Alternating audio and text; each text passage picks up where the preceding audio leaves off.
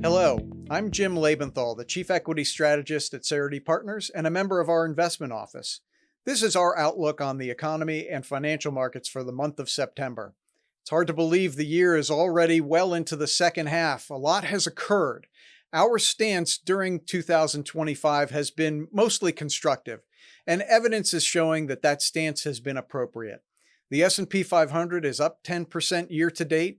Bonds are up across the board. Doesn't matter whether it's municipal bonds, taxable bonds, high-yield bonds, they're all up. Private markets are steadily positive, and interest rates are low, with the 10-year Treasury around 4.25%.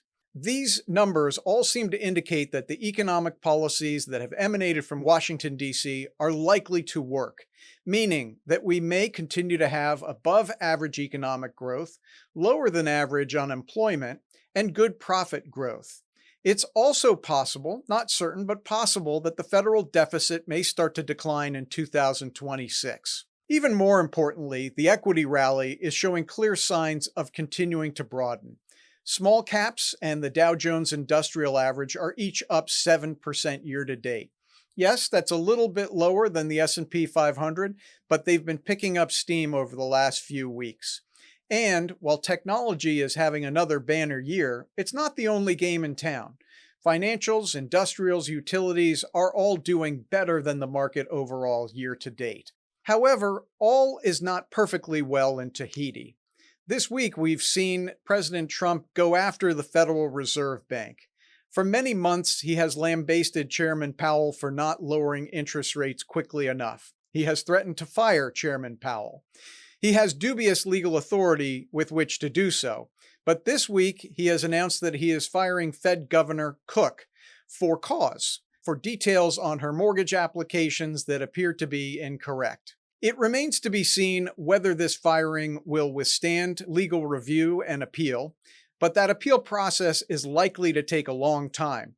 That may well be why we're setting new highs in the equity markets despite this very broad and determined attack on the independence of the Federal Reserve Bank.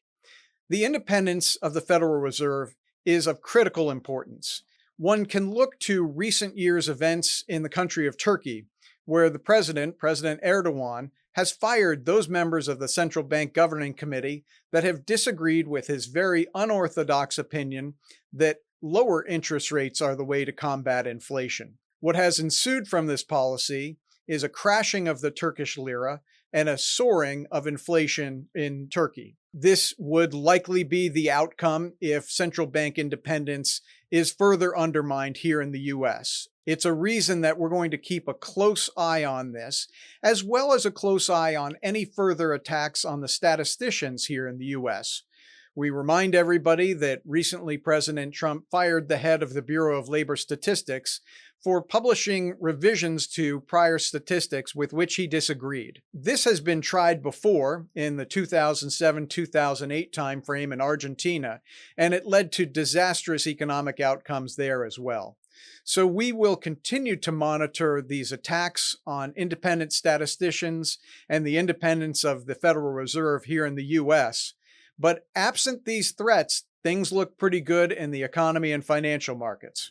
We will continue to update you month by month, and we thank you for watching.